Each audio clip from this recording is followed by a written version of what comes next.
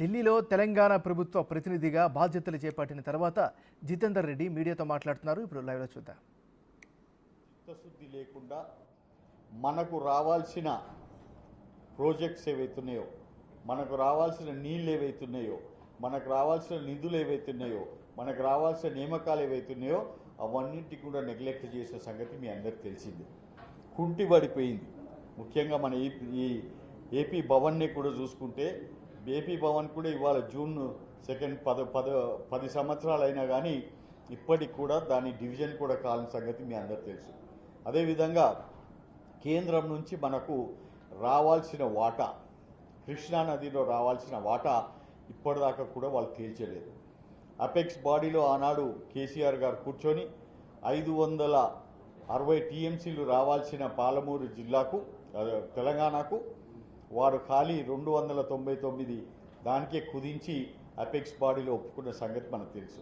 కాబట్టి ఆ నీళ్ళ వాటాను కూడా తీసుకురావాల్సిన బాధ్యత మాకుంది. ఇక్కడ కూడా ఇరిగేషన్ అడ్వైజర్గా కూడా రేవంత్ రెడ్డి గారు వారిని కూడా నియమించడం జరిగింది. నీళ్ళ విషయంలో ఎక్కడ కూడా రాజీ లేకుండా ఏదైతుందో సాగునీరు తాగునీరు కోసము 100% సెంటర్ అండ్ స్టేట్ తోటి కోఆర్డినేట్ చేసి నీళ్లు తీసుకొచ్చే విధంగా మేము పనిచేస్తామని తెలియజేస్తున్నాం. అదేవిధంగా ఎయిమ్స్ ఏదైతే మొదలుపెట్టారో, బీబీ నగర్లో మొదలుపెట్టారో, దాదాపు 5 సంవత్సరాలు పూర్తి అవుతున్నా కానీ దాని ఫాలోఅప్ లేదు, దాని రివ్యూ లేదు. మనకు దాదాపు 700 కోట్ల రూపాయలు దాని మీద రావాల్సినా కానీ దాన్ని అడిగే దిక్కు లేదు. కాబట్టి దానిని కూడా నిన్ననే రేవంత్ రెడ్డి గారు ఇమీడియట్గా నడ్డా గారిని కలవడం జరిగింది. నేషనల్ హైవే ప్రాజెక్ట్స్ తెలంగాణ మీదకి వెళ్ళిపోతున్న ప్రాజెక్టుల దాని మీదకి కూడా గడ్కరీ గారిని ఇవాళ మళ్ళీ కలిసి, దాని తర్వాత నేను మళ్ళీ వీటిని అన్నిటిని కూడా ఫాలోఅప్ చేసి తెలంగాణ మీదకి వెళ్ళిపోయే దాదాపు 6000 కిలోమీటర్ల రోడ్ల అన్నిటి ప్రాజెక్టులు అన్నిటిని కూడా తీసుకొచ్చే విధంగా మేము అందరం కూడా ప్రయత్నాలు చేస్తాం. ఇక్కడ ఎంపీలు ఎవరైతే గెలిచారో 8 మంది ఎంపీలు, రాజ్యసభలో మా 2 ఎంపీలు అందరం కూడా కలిసి అన్ని మినిస్ట్రీలలో ఒత్తిడి పెట్టి, అన్ని మినిస్ట్రీలలో ఎక్కడెక్కడ నుంచి హెల్త్ మినిస్ట్రీ నుంచి కానీ, అదేవిధంగా హోమ్ మినిస్ట్రీలో మాకు బ్యాక్వర్డ్ డిస్ట్రిక్ట్స్ ఫండ్స్ ఏదైతే ఉన్నదో సంవత్సరానికి 450 కోట్ల రూపాయలు రిలీజ్ కావాల్సి ఉన్నది. అవి కూడా పెండింగ్ ఉన్నాయి. అవిటిని కూడా ఫాలోఅప్ చేస్తాం. అంతేకాకుండా పోలీస్ వ్యవస్థలో, హోమ్ వ్యవస్థలో మాకు రావాల్సిన ఇంకా పోస్టులు ఉన్నాయి. ఐపీఎస్ ఆఫీసర్లను, ఐఏఎస్ ఆఫీసర్లను కూడా మాకు నియమించాల్సిన అవసరం ఉన్నది మా పాపులేషన్ ప్రకారంగా. అవిటిని కూడా ఫాలోఅప్ చేస్తాం.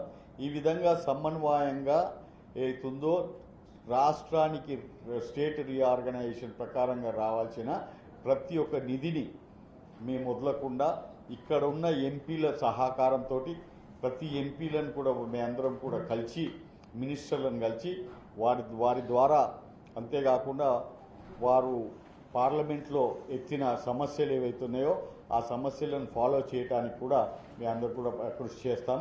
ఎందుకంటే యాజ్ ఎ స్పెషల్ రిప్రజెంటేటివ్గా పోస్ట్గా total there should be a coordination between centre and state అనే దాని విధంగా మేము అందరం కూడా పనిచేస్తామని చెప్పి తెలియజేస్తాం. ఎందుకంటే ఈ బాధ్యత చాలా కీలకమైన బాధ్యత. ఫండ్స్ తీసుకురావాల్సిన బాధ్యత మా మీద ఉన్నది. రూరల్ డెవలప్మెంట్ కానీ, R&Bలు కానీ, ఆర్టీసీకు కానీ, అదేది ఎడ్యుకేషన్ డిపార్ట్మెంట్లో కానీ, హెల్త్ డిపార్ట్మెంట్లో కానీ, ఇవన్నిటి కీలకమైన ఏవైతే డిపార్ట్మెంట్స్ ఉన్నాయో వాళ్ళన్నిటితోటి అనుసంధానం చేసి తీసుకొస్తామని చెప్పి తెలియజేస్తున్నాం.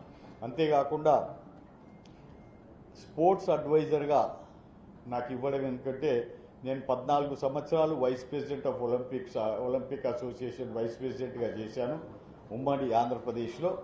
ఫస్ట్ తెలంగాణ సపరేట్ అయిన తర్వాత ఫస్ట్ ఒలింపిక్ అసోసియేషన్ ప్రెసిడెంట్గా పనిచేశాను. ఆ అనుభవంతో ఇవాళ మాకు ఈ స్పోర్ట్స్లో ఇక్కడ ఉన్న కేంద్ర మంత్రులు మన్సుఖ్ మాండ్యా గారితో కానీ, MOS మా మంత్రి ఖడ్గరి అనే అమ్మాయితోటి కానీ, వీళ్ళందరితోటి అనుసంధానం చేసి తెలంగాణని ఒక స్పోర్ట్స్ హబ్గా తీర్చిదిద్దాలని మా ముఖ్యమంత్రి గారి కలను ఏదో సాకారం చేయడానికి కృషి చేస్తామని చెప్పి తెలియజేస్తున్నాం. మొట్టమొదటిగా ఖేలో ఇండియా ప్రోగ్రామ్ని we have already applied for Khelo India programme. ఆ ఖేలో ఇండియా ప్రోగ్రామ్ మేము తీసుకొని తెలంగాణలో ఉన్న ఇన్ఫ్రాస్ట్రక్చర్ అన్నిటికి కూడా స్పోర్ట్స్ ఇన్ఫ్రాస్ట్రక్చర్ అన్నిటికి కూడా బిల్డప్ చేస్తామని చెప్తున్నాం. అంతేకాకుండా రేపు పొద్దున రాబోయే స్పోర్ట్స్ ఏవైతున్నాయో ఇంటర్నేషనల్ స్పోర్ట్స్ ఈవెంట్స్ కానీ అవన్నిటిని కూడా తెలంగాణకు వచ్చే విధంగా కూడా మేము చేస్తాం. ఒకవేళ 2036లో ఒలింపిక్స్ వస్తే ఇండియాకు ఒలింపిక్స్ అలాట్ అయితే హైదరాబాద్లో కూడా కొన్ని ఈవెంట్స్ జరిగే విధంగా దీన్ని తీర్చిదిద్దుతామని చెప్పి తెలియజేస్తాం. స్పోర్ట్స్ 10 సంవత్సరాలు టోటల్గా నెగ్లెక్ట్ కాబడ్డాయి. స్టూడెంట్స్ జీవితాలతో ఏదైతుందో అందరికి ఆడుకోవడం జరిగింది. కాబట్టి స్పోర్ట్స్కు మళ్ళీ ఒక పెద్ద పీట వేసి వాళ్ళకి అన్ని రకాలుగా నేషనల్స్లో కానీ అదేవిధంగా వాళ్ళ senior nationals, junior nationals, sub juniors ఇవన్నిటికి వాళ్ళకు టీఏ, డిఏ అన్ని వసతులు కూడా కల్పించి, అంతేకాకుండా గ్రామీణ ప్రాంతాలలో అసెంబ్లీ ప్రాంతాలు ముఖ్యంగా అసెంబ్లీ హెడ్ క్వార్టర్స్లో, డిస్ట్రిక్ట్ హెడ్ క్వార్టర్స్లో ఏదైతే ఉన్నదో అన్ని రకాలుగా స్టేడియంస్ అన్నిటిని కూడా కట్టడానికి ఈసారి పెద్ద బడ్జెట్ ఏదైతే పెట్టాలని చెప్పి ప్రపోజల్ కూడా మేము ఇవ్వడం జరిగింది. దాంతో క్రీడాకారులందరూ కూడా విలేజ్ లెవెల్ నుంచి మండల్ లెవెల్ నుంచి డిస్ట్రిక్ట్ లెవెల్ నుంచి ఏదైతే ఉన్నదో వాళ్ళందరూ కూడా నేషనల్స్కి ఆడే విధంగా వాళ్ళ ప్రతిభను అన్నిటిని కూడా తీసుకొచ్చి స్పోర్ట్స్ కూడా డెవలప్ చేస్తామని చెప్పి తెలియజేస్తున్నాం.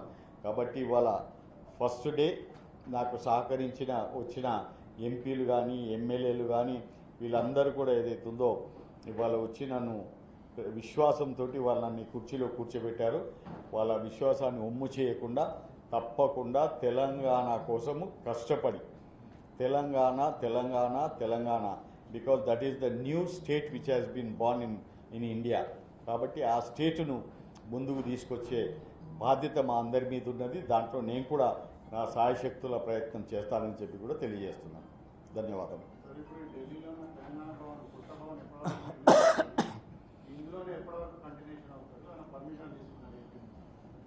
ఏపీ నుంచి పర్మిషన్ తీసుకోవాల్సిన అవసరం లేదు. మీకు తెలుసు ఆల్రెడీ మొన్ననే 10 సంవత్సరాలు ఉమ్మడిగా ఏతున్నదో అయ్యింది. దాని తర్వాత మొన్ననే ఆప్షన్స్ పెట్టారు. ఆప్షన్స్లలో శాంక్షన్ అయినాయి. ఆ ఆప్షన్స్లో కూడా ఒప్పుకోవడం జరిగింది.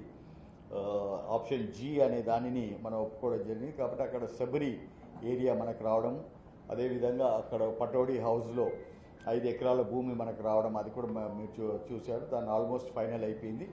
సో మా ఆర్ఎండ్బి మినిస్టర్ వెంకటరెడ్డి గారు ఆల్రెడీ ఢిల్లీలో కూర్చొని వారు వస్తున్నారు. ఈ విల్ ఆల్సో ఎక్స్ప్లెయిన్ అండ్ దానిని ఎక్కడి దాకా ముందుకు తీసుకెళ్లారు అనేది వారు ఇప్పుడు వచ్చి మీకు ఎక్స్ప్లెయిన్ చేస్తారు. మా పని వాళ్ళు ఇక్కడ వచ్చిన మినిస్టర్లు ఏ మినిస్టర్లు అయినా కానీ వచ్చి వాళ్ళు స్టార్ట్ చేసిపోయిన పనిని ఫాలోఅప్ చేయడం మా పని. సో డెఫినెట్గా వాళ్ళు ఏ ఆదేశాలు ఇస్తున్నా ఏది చేసినా బట్ అతి త్వరలోనే మనకు we will have a new building అనేది మనం అనుకుంటున్నాం. వచ్చిందా?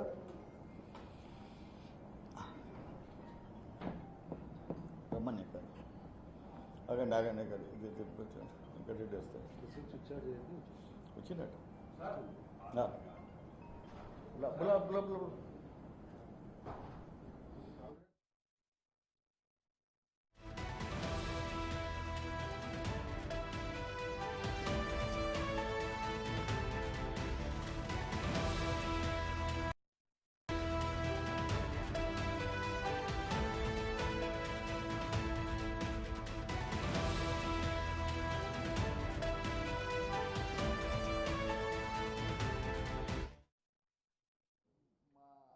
మినిస్టర్ గారు వారు పని చెప్పి అప్పచెప్తే దాన్ని ఫాలోఅప్ చేసే బాధ్యత నాదని చెప్పిన. నువ్వు ఎక్స్పీరియన్స్ మ్యాన్ మీ అందరూ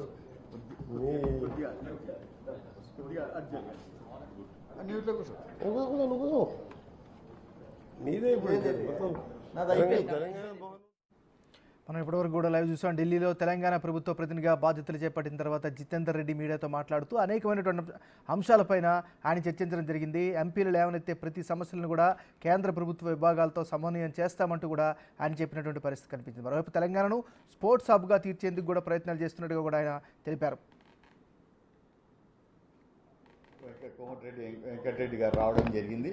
మీరు అడిగిన ప్రశ్న ఏదైతే ఉన్నదో రిగార్డింగ్ ఏపీ భవన్ బైఫరికేషన్ కానీ దాని ల్యాండ్ని ఏ విధంగా తీసుకున్నాం కానీ దాంట్లో ఎట్లా కడతారు ఏం కడతారు ఏ టైంలో దాన్ని పూర్తి చేద్దాం అనుకున్నది ఆ వివరాలన్నీ కూడా వాళ్ళు ఇప్పుడు మీ ముందు పెడతారు.